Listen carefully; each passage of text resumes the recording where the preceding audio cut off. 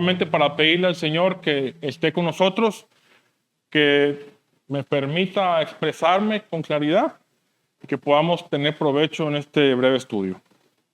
Acompáñenme a orar. Señor, estamos como siempre cada domingo contentos, agradecidos contigo, sabiendo que tú tienes a tus santos, Señor, congregados, sabiendo que tu nombre es exaltado. Te pedimos por el estudio de esta mañana, habla a nuestro corazón, permite que sea algo que podamos digerir, que podamos comprender y poner en práctica. En nombre de Jesús lo pedimos. Amén. Muy bien, mis hermanos.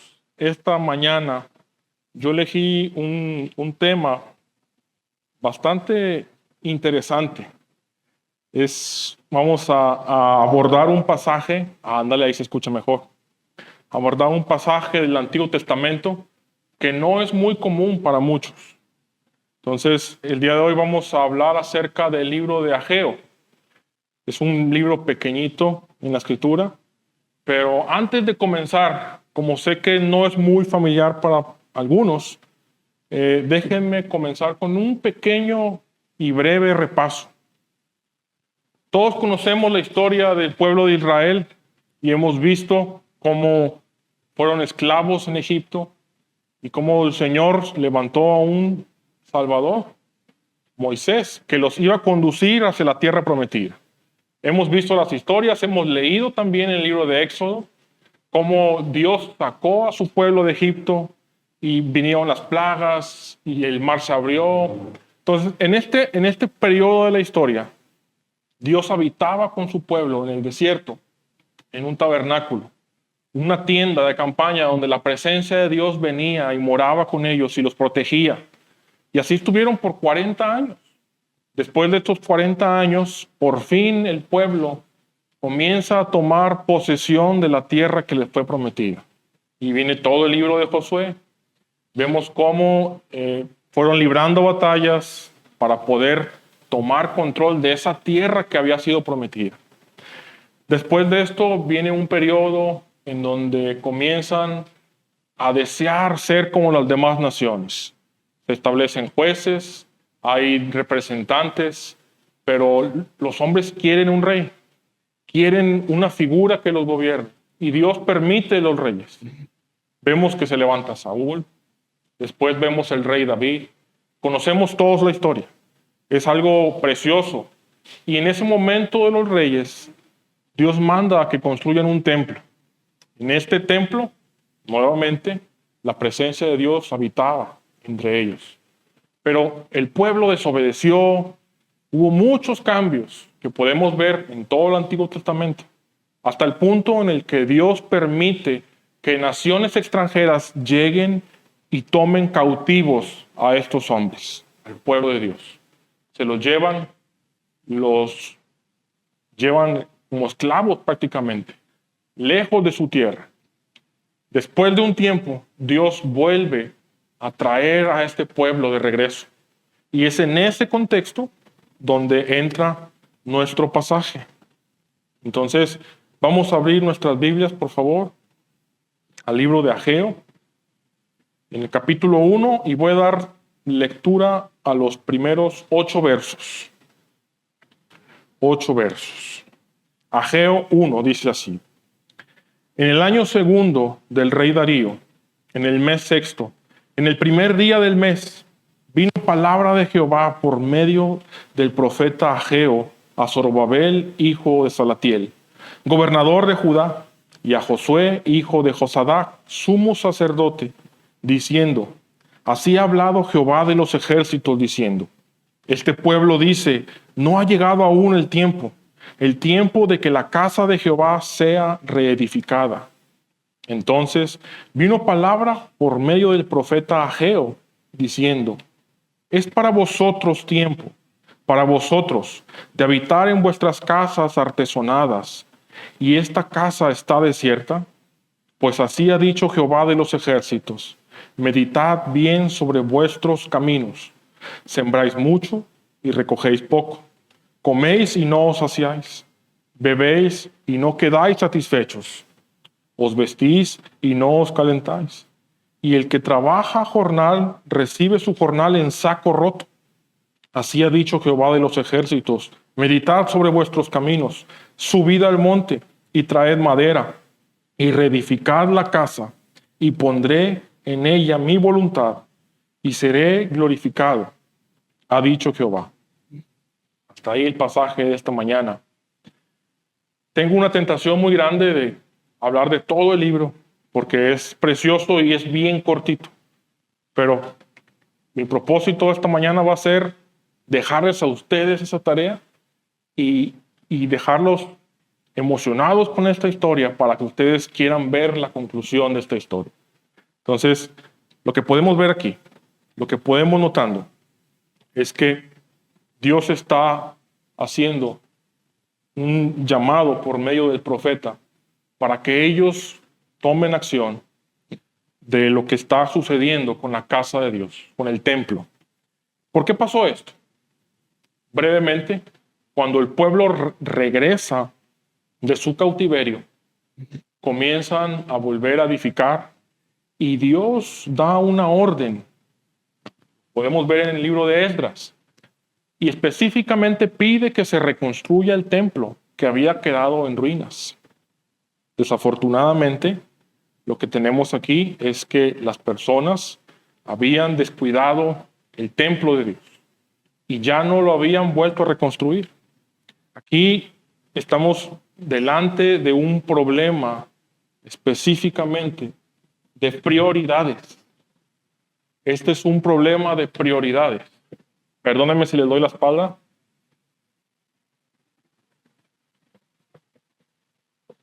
Prioridades. Las prioridades del pueblo. Aunque ellos no estaban abiertamente pecando de manera escandalosa, con idolatría o evidentemente, sí vemos que no están haciendo lo que Dios mandó. Y al ellos no hacer lo que Dios había mandado, ellos estaban mal. Su corazón estaba desordenado. Tenía las prioridades mal. Lo que vemos aquí en este primer verso, bueno, no es el primero, más bien es en los primeros 3 versículos, es una advertencia de parte de Dios, recordándoles y poniendo en ellos las palabras que ellos están diciendo. En el verso 2, Dios dice, este pueblo dice, no ha llegado aún el tiempo. Aquí algo bien importante es que Dios no dice, mi pueblo dice, porque es el pueblo de Dios. Aquí es importante ver que Dios se refiere a ellos como este pueblo. Como decir, estos están diciendo esto. Desde aquí vemos que hay algo que no está bien en esa relación. Hay algo que no es correcto. Cuando nosotros vemos este pasaje a los ojos del estudio del lenguaje original, esto es evidente. Aquí lo que vemos es que Dios está evaluando la relación que tiene con su pueblo. Y cuando Él se refiere a ellos y dice lo que ellos dicen, vemos que nos da la clave. El pueblo no dice, tú no eres mi Dios. El pueblo no dijo, ya no somos de Jehová. O no queremos hacer esto. No, el pueblo no dijo eso. Verso 2 dice que lo que el pueblo dice es, no ha llegado aún el tiempo. No ha llegado aún el tiempo. ¿Sabes? Estamos pensando que tal vez otro día lo podemos hacer. Dios les mandó a que reedificaran el templo. Era algo primordial.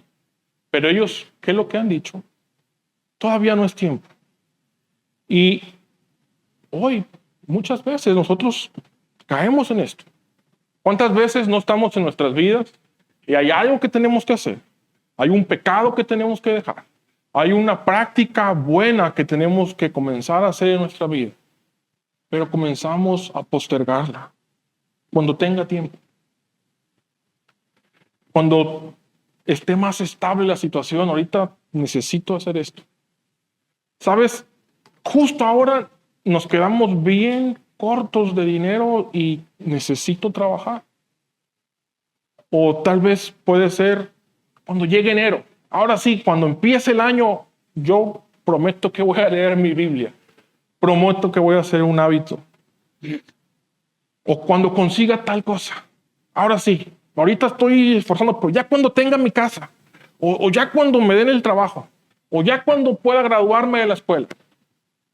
Y lo vamos posponiendo, posponiendo, posponiendo. Y aquí tenemos un problema de prioridades. Las prioridades desordenadas. En el verso 3, en el verso 4, vemos que el pueblo decía, bueno, otro tiempo, será después. Pero miren lo que Dios dice. Es para ustedes, para vosotros, tiempo de habitar en vuestras casas artesonadas.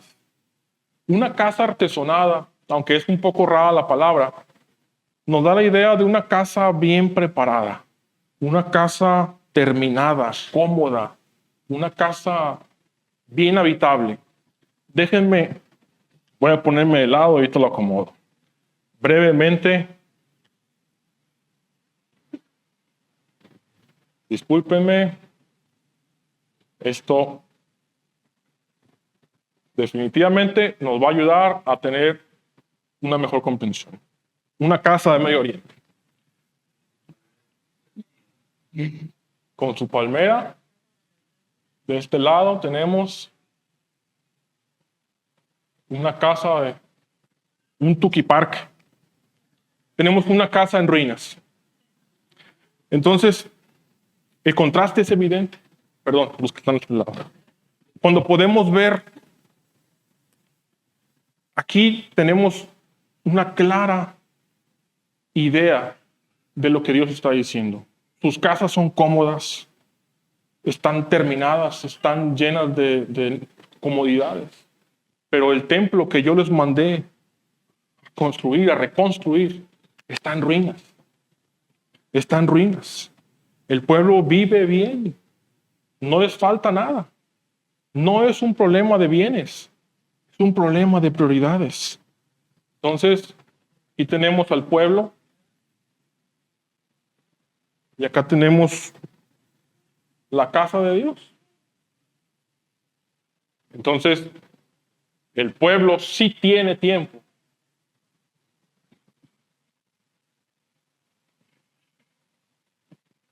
Perdónenme, estoy escribiendo como si estuviera en la escuela. Voy a tener más calma. Sí hay tiempo. Y para Dios no hay.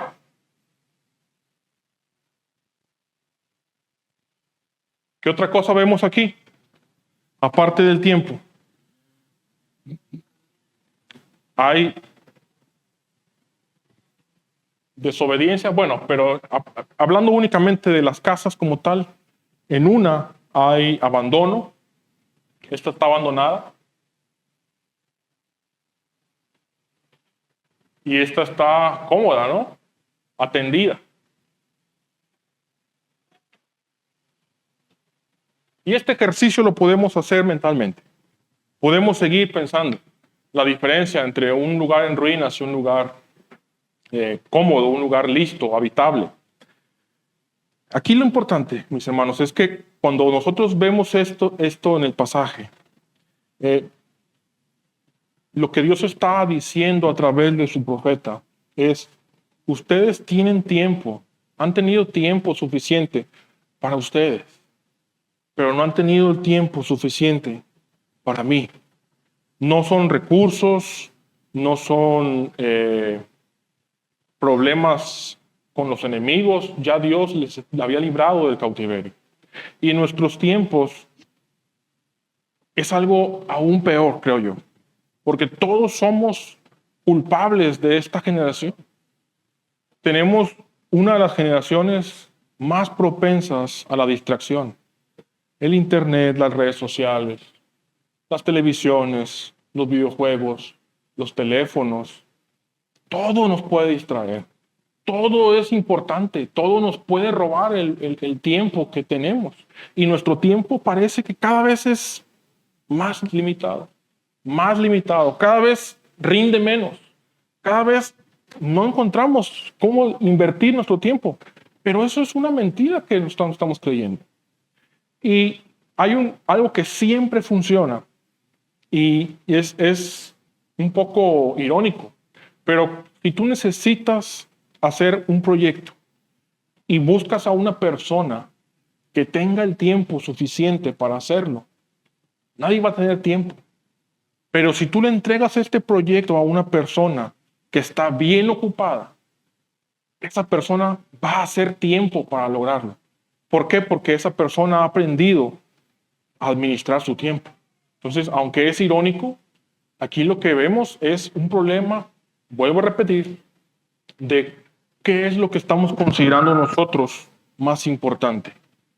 Tal vez pensar en un templo es algo que no aplica a nosotros.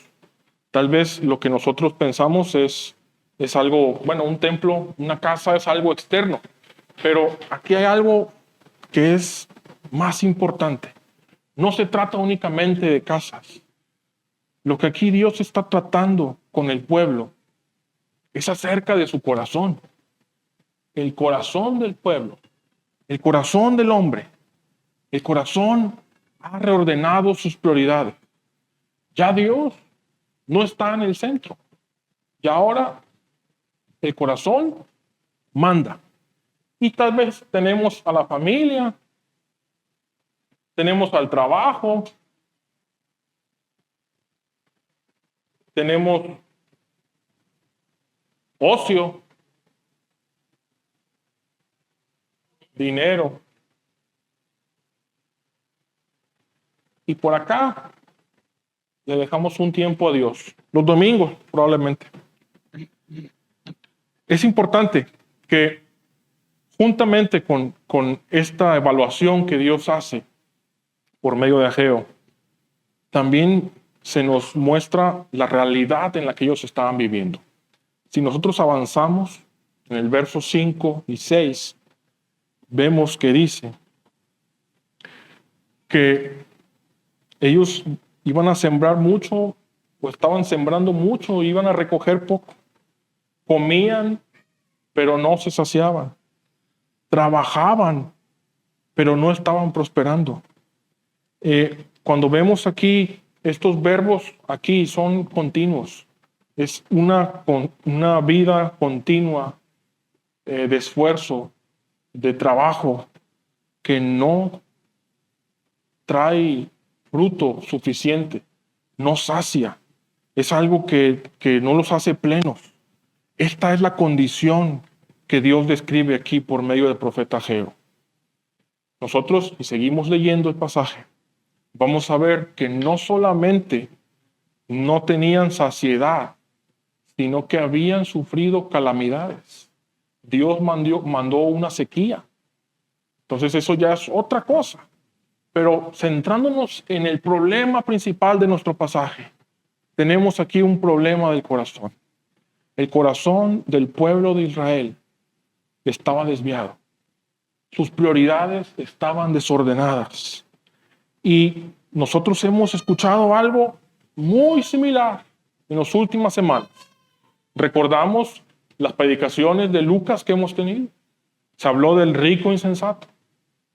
Y ahora sí, ya tengo mis graneros llenos. Ahora sí, alma mía, a disfrutar. Insensato, necio. Hoy mismo viene a pedir tu algo.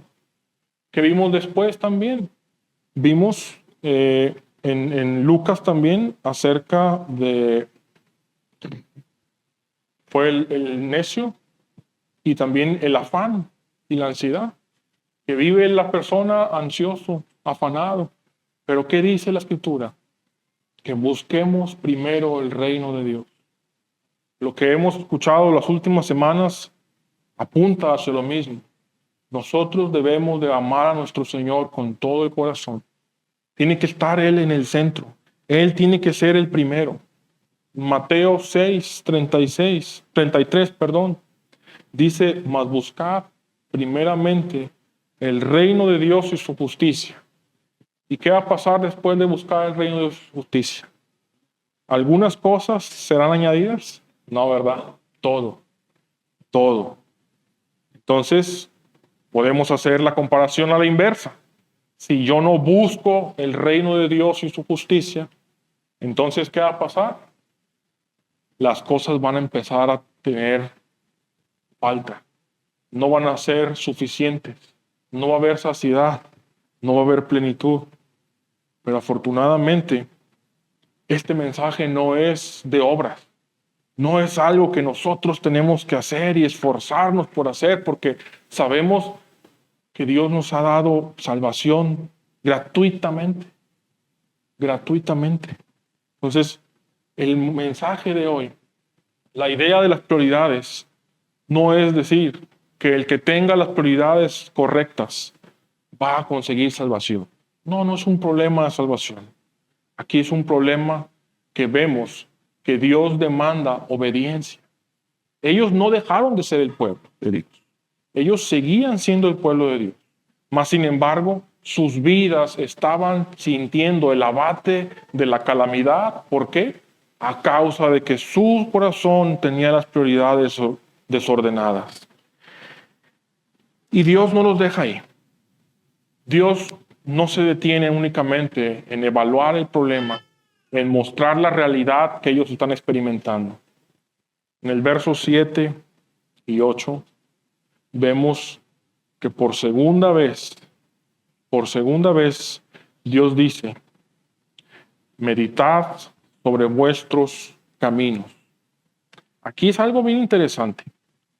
Cuando nosotros vamos al original de esta palabra, cuando la Escritura dice, meditad en vuestros caminos, lo que está dando la idea es prácticamente poner el corazón en esto.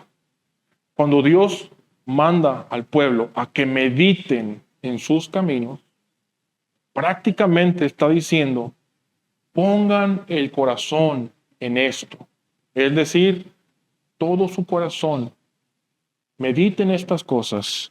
Entonces, cuando nosotros tenemos este pasaje y lo analizamos, vemos que Dios dice esto 3 veces. Y esta es la segunda vez que lo dice. Pero ahora, miren lo que dice en el verso 7. Meditad sobre vuestros caminos y da una instrucción. Dice que suban al monte, que tomen leña. ¿Y qué más? ¿Qué podemos seguir leyendo ahí? Traed madera, reedificad la casa y pondré en ella mi voluntad y seré glorificado. Dios no los abandonó. Dios no dijo, este pueblo no tiene tiempo y ya. No. Una vez que los expuso, Él les dio también la clave. Les dio la posibilidad de remediar esa situación.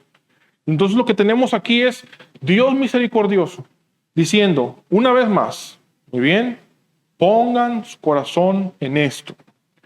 Van a ir y van a edificar, van a tomar madera, van a reedificar el templo, tienen que actuar, tienen que cambiar. Y ahora lo que Dios pide es que Dios esté al centro. Cuando ellos pongan a Dios al centro de su corazón, es entonces que Dios promete que Él va a ser glorificado y que Él pondrá la voluntad con ellos. Dios estará con ellos. Lo que vemos aquí, cuando el templo estaba destruido, lo que podemos concluir también es que ellos estaban alejados de la presencia de Dios, porque Dios habitaba en el templo.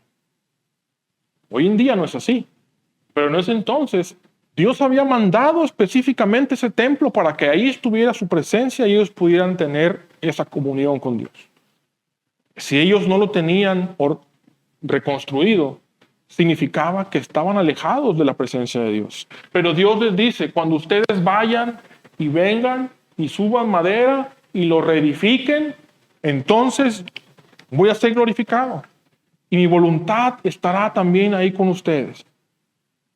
En nuestros días, mis hermanos, nosotros sabemos que no tenemos un templo.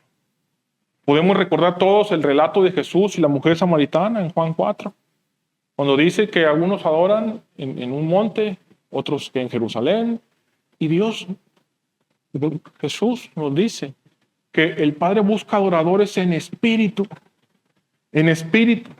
Y yo te pregunto a ti, ok, tal vez es raro pensar, tengo que construir un templo, tengo que edificarlo, pero no se trata de eso. Nuevamente volvemos al corazón. Aquí teníamos figuras externas, una casa bien adornada, un templo en ruinas, pero ahora nosotros, habiendo venido Jesús, tenemos la plenitud, el corazón. Lo que primero de Corintios, en el capítulo 3, nos dice, primera de Corintios 3, 16, dice, ¿no sabéis que sois templo de Dios? Pero que el Espíritu de Dios mora en vosotros. Ahora, mis hermanos, nosotros somos ese templo. Nosotros somos el templo que tiene que ser reconstruido. Nosotros necesitamos poner en nuestro corazón la prioridad correcta y poner a Dios en primer lugar. Buscad primeramente el reino de Dios y su justicia, y entonces todo lo demás será añadido. Lo que tenemos aquí en este pequeño libro de Ageo nos muestra cómo el pueblo de Dios fue aprendiendo y nos fue dando una lección que hoy en día nos sirve bastante, porque por medio de estas figuras, por medio de cosas físicas como una casa, un edificio, podemos comprender la necesidad que tenemos de tener a Dios en nuestras vidas, de tener a Dios en el lugar correcto, de permitir que Dios habite entre nosotros. Como leímos en 1 Corintios, el Espíritu de Dios mora en nosotros. Entonces, lo que quiero que hoy meditemos y que quede en nosotros es qué lugar ocupa Dios en nuestras prioridades, en nuestro corazón. ¿En qué lugar estamos poniendo a Dios? ¿Dios es un añadido nada más? ¿Dios es algo que para después lo podemos dejar? ¿O es correcto decir, bueno, yo primero voy a experimentar el mundo, vivir y ya en algún momento me arrepentiré y vendré a Dios? Tal vez nadie de los que estamos aquí pensamos de esa manera, pero sí lo hacemos de una manera más sutil. Sí lo hacemos como el pueblo, de una manera que no es escandalosa, pero que es en lo secreto. Tal vez por ahí tenemos en el corazón un pequeño compartimento que se abre únicamente cuando estamos solos, cuando nadie nos observa. O tal vez ahí en el corazón, ahí en donde tiene que estar Dios, hay algo más importante, como el ¿qué van a decir de mí? O ¿cuándo voy a poder conseguir esto? ¿Cuándo voy a conseguir aquello otro? Todos podemos hacer ídolos, mis hermanos. De una cosa de la que menos tenemos pensamiento, puede llegar a usurpar el lugar de Dios. Aún cosas buenas. Para una madre, un hijo puede convertirse en un ídolo. Para una persona que está joven y que tiene su pareja o que tiene su amada, incluso su propia pareja puede convertirse en un ídolo. Y no me malentiendan, no estoy diciendo que debemos de hacer todo a un lado, pero sí debemos de considerar siempre nuestras prioridades. ¿Cuál es la prioridad de nuestro corazón? No se trata de una religión externa, No se trata de apariencias o de simplemente decir, yo sé conducirme, sé orar. Mientras yo voy a la iglesia, nadie se va a dar cuenta de lo que yo hago en secreto. Nadie se va a dar cuenta de mis pensamientos, porque esos son míos nada más. No se trata de eso. ¿Qué es el que está en el centro de nuestras vidas, mis hermanos? ¿Qué está en el centro de nuestras vidas? Y si Dios está ahí, y si Dios está ahí en tu corazón, dejemos que sea edificado por completo. No tengamos un templo hecho a medias, semi reconstruido, con las paredes a medio terminar. Tal vez tienes un muro y todavía no tiene enjarre, pero tú dices, bueno, ya tengo un techo y mientras no me caiga agua, yo estoy cómodo, yo estoy bien.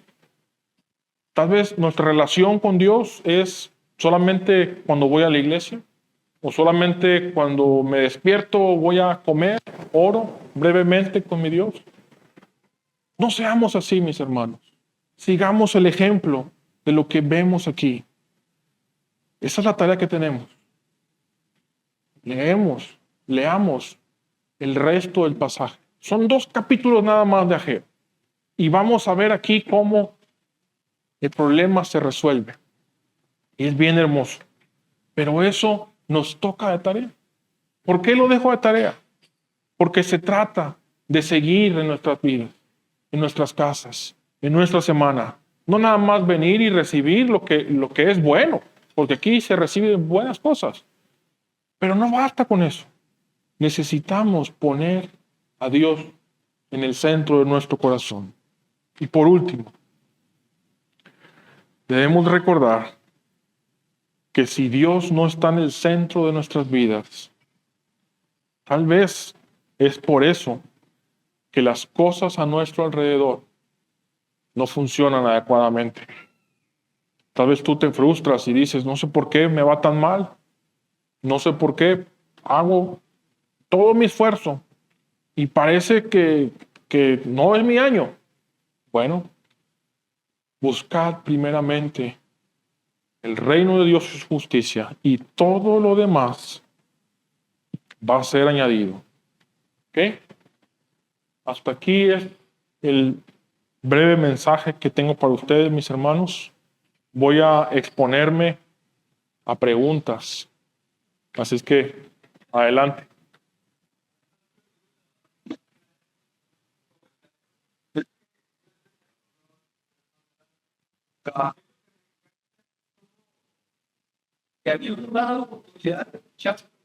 Ujú.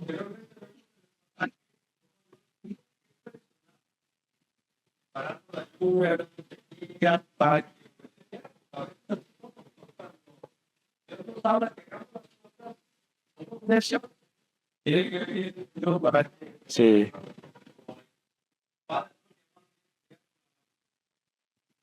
sí, sí. Tal vez más adelante podemos verlo. Pero sí, justamente lo que dices es increíble ver cómo Dios, pues Él no abandonó a su pueblo. Y la Biblia nos dice que Dios al que ama, disciplina. Y tal vez el amor de Dios se va a manifestar en nosotros por medio de disciplina. Porque, bueno, yo no soy padre, pero sé que un padre, si ve que su hijo está en peligro, no va a decirle suavemente, cuidado, ten cuidado. Hay una serpiente venenosa, ten cuidado. No, va a correr, va a gritar o lo va a jalar y va a actuar rápidamente. Y a veces eso necesitamos nosotros. Entonces, sí, en el pasaje de Ageo vamos a ver eso.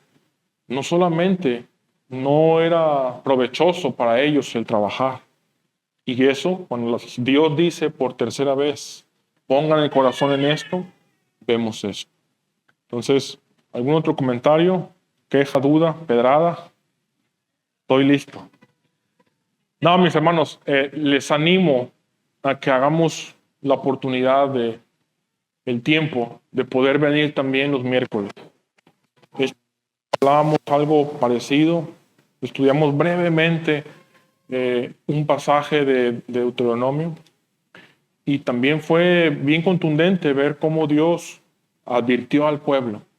En ese caso, el pueblo estaba llegando por fin a la tierra prometida, pero Dios les dice, cuidado, porque van a entrar a una tierra y van a disfrutar del vino y de las uvas que ustedes no cosecharon, y van a vivir en casas que ustedes no edificaron, y van a disfrutar de cosas. Tengan cuidado, no se vaya a hacer que teniendo todo se olviden de Dios y que terminen siendo idólatras, poniendo a Dios en lugar de Dios otras cosas. Entonces ese es un patrón que tenemos en la Escritura. Y vez tras vez tras vez se repite este patrón en la Escritura. El pueblo necesita ayuda, y Dios manda la provisión, manda su bendición, les da las cosas que ellos clamaban por años, y cuando las tienen, el pueblo, ya no tengo necesidad, ya no me acuerdo de Dios, y ahora pongo al Señor trabajo, al Señor orgullo, al Señor distracción delante de mí. Entonces, eso, mis hermanos, tenemos tiempo extra para el café, para disfrutar de nuestros hermanos. Si no ha saludado a hermano Anderson, a su esposa, a su bebé, es momento de hacerle sentir bienvenido, presentarte tal vez. Y bueno, vamos a terminar con una oración. ¿Parece? Señor, estamos bien agradecidos de saber que tú hablaste, Señor, y sigues hablando a nosotros, que tenemos la Escritura para guiarnos, y no solamente para guiarnos, sino para llevarnos, Señor, contigo. Queremos pedirte que nos ayudes con nuestras prioridades, que podamos tener el corazón enfocado correctamente en ti, que meditemos en tu palabra, que podamos tener provecho de lo que aquí se habla, Señor. Ayúdanos a tener un buen culto de adoración en esta mañana, en esta tarde. Trae a todos, Señor, los que hayan de venir, y permite que podamos gozarnos en la comunión de tus santos. En el nombre de Cristo. Amén.